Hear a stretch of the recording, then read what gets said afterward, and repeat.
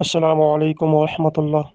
مفتی قاضی شکیل مصباحی صاحب، آپ کی بارگاہ میں عرض یوں ہے کہ سوشل میڈیا پر اسحاق نازکی نامی دیوبندی مفتی کی جانب سے آپ کے ایک فتوے کے خلاف آڈیو وائرل ہو رہی ہے، جس میں یہ ظاہر کیا جا رہا ہے کہ آپ نے کشمیر میں سود کو حلال قرار دیا ہے، نعوذ باللہ۔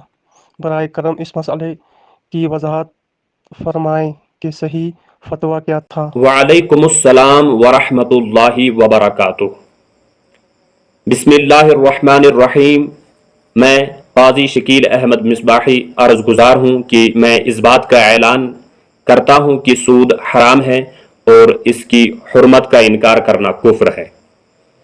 اسحاق نازکی نامی شخص نے عوام الناس میں جو شوشہ چھوڑا ہے اور مجھ پر یہ الزام لگانے کی ناپاک کوشش کی کہ مفتی قاضی شکیل احمد مصباحی نے سود کو حلال ٹھہرایا، یہ ان کی کذب بیانی پر واضح اضافہ ہے۔ میں آپ اور آپ کے توسط سے جملہ سامعین کے سامنے اصل مسئلہ رکھنا چاہتا ہوں، جس پر انہوں نے جھوٹ گڑھ کر اپنے اکابرین کی رکھی ہوئی بنیاد کو مضبوط کرنا چاہا۔ ایک سوال جو دارالعرفان کی قریبی بستی سے ہمارے پاس بذریعہ واٹس ایپ موصول ہوا تھا، جس کا جواب میں نے تحریری طور پر ارسال کیا تھا، اور وہ فتویٰ یوں ہے۔ سوال یہ تھا کہ مفتی صاحب، عرض یوں ہے کہ بینک سے جو زائد رقم ملتی ہے کیا اس کو کسی نیک کام میں دے سکتے ہیں؟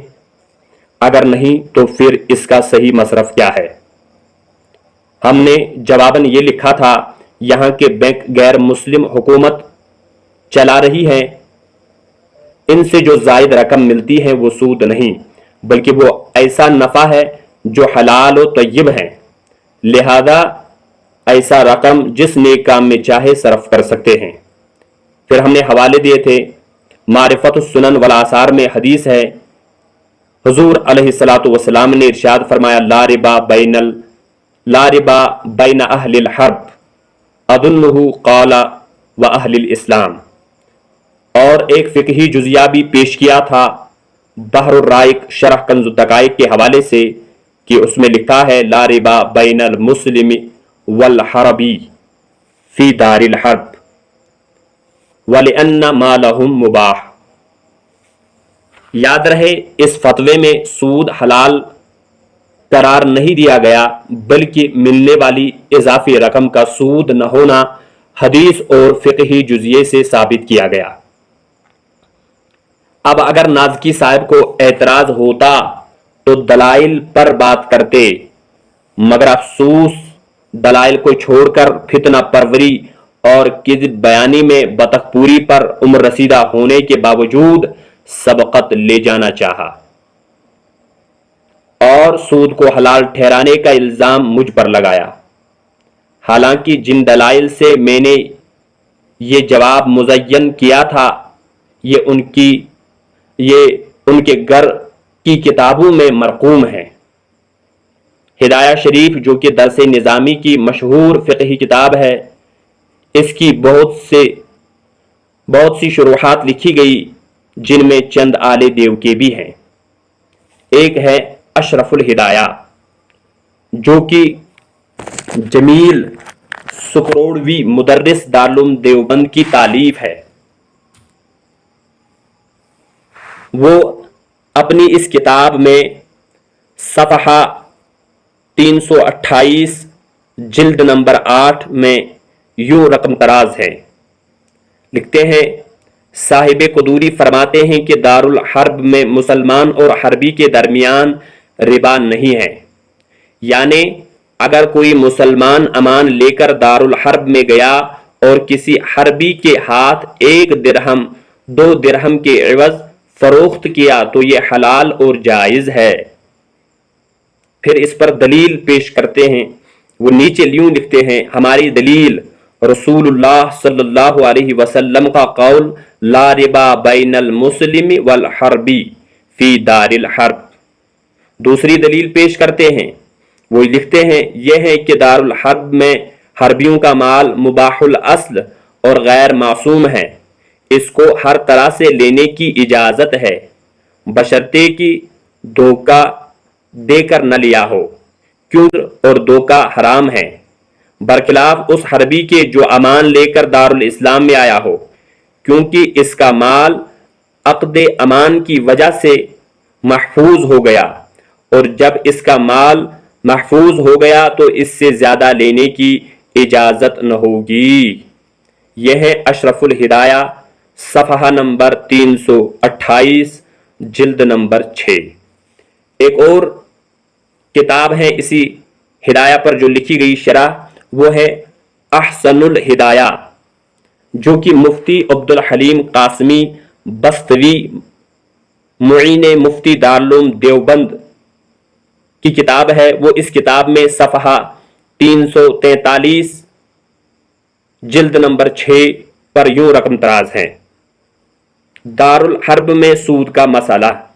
عبارت کا حاصل یہ ہے کہ اگر کوئی مسلمان دارالحرب میں جا کر کسی حربی سے کمی زیادتی کے ساتھ کوئی چیز خریدے یا بیچے تو وہاں اس پر ربا کا حکم نہیں لگے گا۔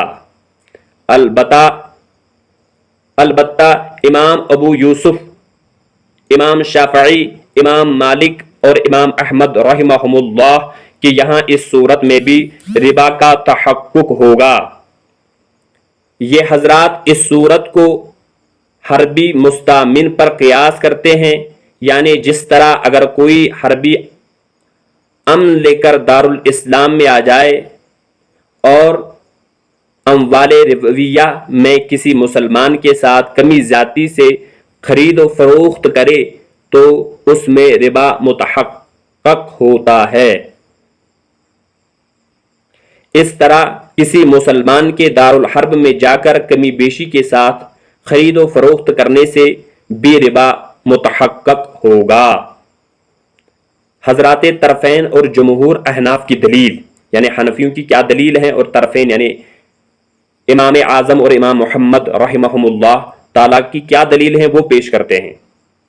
لکھتے ہیں کہ حضرات طرفین اور جمہور احناف کی دلیل یہ ہے کہ حدیث شریف میں مطلقاً دارالحرب کے اندر ربا کے تحقق کی نفی کی گئی ہے، لہذا دارالحرب میں ربا متحقق نہیں ہوگا۔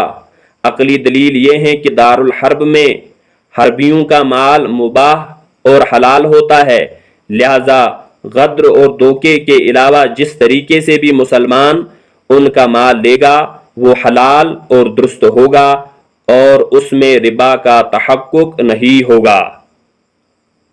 احسن الہدایہ میں آگے یوں لکھتے ہیں: رہا امام ابو یوسف وغیرہ کا حربی مستامن پر قیاس تو وہ صحیح نہیں ہے، اس لیے کہ اولاً تو حدیث کے مقابلے میں قیاس کا کوئی اعتبار نہیں ہے، دوسری دلیل یہ ہے کہ جب دارالاسلام نے حربی مستامن کو ہر طرح کا امن دے رکھا ہے تو اس کا مال بھی محفوظ اور ممنوع ہوگا اور صرف جائز طریقے سے اس کا لینا مباح ہوگا، اور ربا چونکہ ایک غیر شرعی طریقہ ہے اس لیے اگر یہاں کمی بیشی کے ساتھ بیع کی گئی تو وہ حرام ہوگی۔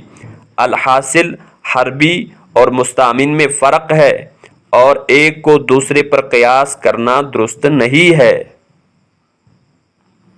دیکھ لیجئے نازکی صاحب، مجھ پر الزام لگانے سے پہلے کاش آپ نے گھر کی ان کتابوں کا مطالعہ کیا ہوتا تو اس عمر میں یہ سب نہ دیکھنا پڑتا۔ بہرحال نہ تم صدمے ہمیں دیتے، نہ یوں بزمارایہ ہوتی، نہ کھلتے راز سر بستہ، نہ یوں رسوایہ ہوتی۔ لعنت اللہ علی الکاذبین۔